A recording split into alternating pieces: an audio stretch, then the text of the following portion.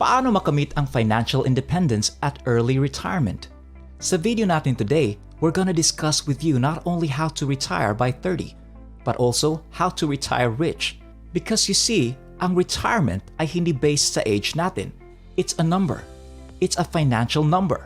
And wala namang law ang nagsasabi na you have to work until you're 65. Isa sa mga pangarap ng mga millennials at mga ibang hard workers ngayon is how to achieve financial success, how to achieve financial freedom, and how to achieve financial stability. Aside from that, we also wonder how to retire early para makaspend tayo ng time with our family or hobbies. Ang karamihan sa atin also wonder how to become financially secure, especially during the years na nag-retire na tayo. Believe us, the last thing you want is mag-go out ka from the joys of retirement dahil wala ka ng pera to maintain your lifestyle. Talk to anyone na gustong mag-retire early. Sasabihin nila sa'yo na may specific thing na ginagawa nila to ensure their financial security at an early age. And that's the FIRE movement.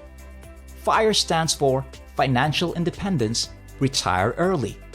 Ang goal dito is to save aggressively so you can retire in your early 30s and 40s. Ang mga tao na kasali sa movement na ito retire sometime between their 30s or 40s. You heard that right. Pero paano? Totoo bang realistic ang pag-retire sa age 40 or even 35?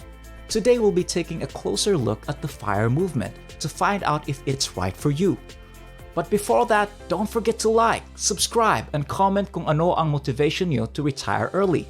Now let's get started with the video. So paano ba ito ginawa ng mga tao? Well, in order to save a lot of money para sa future nila, ang mga tao na on FIRE ay palaging naghahanap sa mga paraan on how to do two very important things. Keep their expenses low at maghanap ng ibang ways to increase their income. Ang general idea dito is that the higher your income and the lower your expenses, mas mabilis ninyong makamit ang financial independence. Para sa mga tao na nasa movement na ito, ang financial independence doesn't just mean na mag-chill sila sa tropical beach or maglaro ng golf all the time. Financial independence for them means reaching a point where hindi na sila kailangan magtrabaho ng full-time job. Pwede man din kayo mag-part-time if gusto nyo or mag-stop working altogether. The choice is yours. Ang iba sa atin na may mas maraming stores ng pera don't need to follow this strictly. But here are the key lessons na ma-take away natin sa FIRE movement so we can retire early and rich. Number 1. Start dreaming and planning for retirement. The best thing about sa movement na ito is that it's convincing younger workers, kagaya nating millennials, to think about ang retirement plans nila, regardless sa circumstances nila sa buhay. This step emphasizes the importance of having a plan para may solid tayo na goal. I-establish din natin ang motivation on why gusto natin mag-retire ng maaga. Define what you want your retirement to look like at gumawa ng plano kung paano nyo makamit ito. Number 2. Find ways to keep your expenses low. People on FIRE take the time para i-observe kung saan papunta ang pera nila. Dinidefine nila ang kanilang wants and needs and cut out any spending that is unnecessary and doesn't make sense sa kanila. They make budget and stick with it hard. Believe it or not, ang pag-save ng konting pera here and there can add up easily. If makaya nila, they strive na makaipon ng higit 50% pataas sa kanilang annual or yearly income. So based sa average yearly salary nating mga Pinoy, which is 250,000 pesos, dapat tayo mag-try to save about 125,000 pesos every year para maka-retire tayo ng 30 or 40. It may sound painful and medyo difficult, pero this is exactly what will help us make progress towards the financial freedom at early retirement natin. Number 3. Look for ways to boost your income. There's no way around it. Walang shortcut talaga dito. If gusto nyo talagang mag-retire ng maaga, you have to get creative about finding ways para ma-boost ang income nyo. Maybe ang career path natin will lead to a 6-figure salary, or maybe meron tayong side hustles kagaya ng investments or small businesses.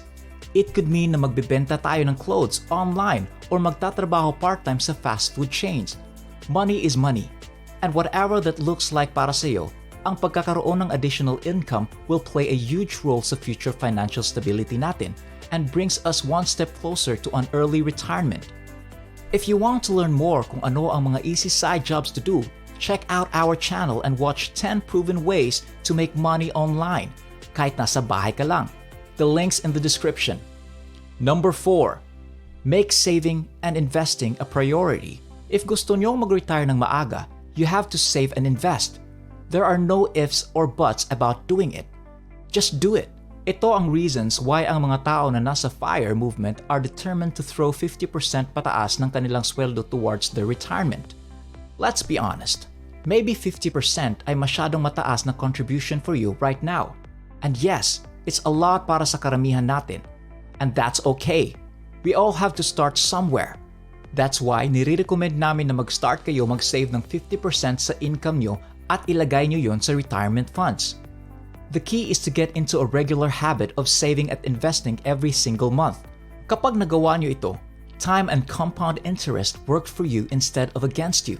If you want to learn more kung paano nyo makasave ng pera, check out our video on 5 realistic ways to save money from your salary to get you started sa journey nyo to financial independence. Tandaan nyo, no matter what kind of career or salary na meron kayo ngayon, don't fall for the myth na kailangan nyo ng high-paying job para mag-build ng wealth to enjoy a worry-free retirement. Sure, it helps to have a high salary, but it isn't the end-all be-all. Anyone can be a millionaire. It just takes a little time and perseverance. Now, ang journey nyo to retiring rich doesn't end there. Whether ang goal natin is to retire at 65 or 35, you need a plan. Kailangan natin malaman kung how much money ang kailangan natin is save in order to retire whenever gusto natin, and how much money we'll need to save each month in order to get there. So now, mag-discuss tayo sa roadmap to early retirement. Step 1. Get out of debt and finish your emergency fund. Sa totoo lang, ang mga utang natin, if we have, is holding millions of us back from investing para sa ating retirement. If may utang tayo and maliit na nga yung sweldo natin tapos bawasan pa ng loan sa pag-ibig, edi mas mahihirapan tayo mag-ipon. Even mga smaller na utang sa ating mga kapitbahay, even though hindi sila mag-change ng interest, bawas pa din yan sa income natin na we could have used to save. After you become debt-free and bago kayo magsimula sa pag-invest for retirement, oras na para mag-build up ng emergency fund. Kapag may sapat tayo na pera sa ating savings account to cover 3 to 6 of expenses, hindi na tayo mag-worry about a broken aircon, flat tire, or sudden medical emergency. Step 2. Invest 15% sa retirement account nyo. Now ito ang fun part. After you got emergency fund together, ready na kayo to start investing sa early retirement nyo. You can either get a life insurance account na nagagaranti ng amount by the time na magre-retire ka na or take matters into your own hands at mag-invest ng 15% ng inyong sweldo into a long-term savings account with high interest. The good thing about sa account na ito is that the longer you don't touch it, no withdrawals, the higher ang interest rate over time. So start as soon as possible para makaretire ka as soon as possible. Step 3. Save for your kids' college and pay off your house and lot. Do you have kids? Or are you planning to have kids? If so, oras na para mag-start sa pag-ipon ng college fund nila. Essential part ito sa life ng mga bata nyo and it will help give them a head start on covering ang college expenses nila and put them on a path to graduating na walang student loans or utang sa school. Habang ginagawa mo yan, get focused sa pagbayad ng future home nyo.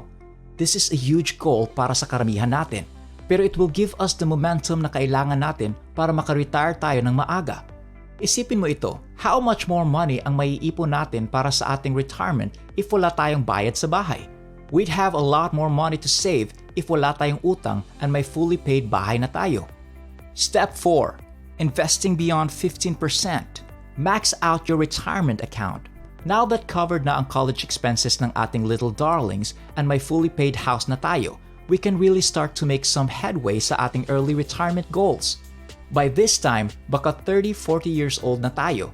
In the few years na meron natin in regards to wanting to work, dapat subukan natin i-maximize ang contribution natin sa long-term savings account at insurance plans.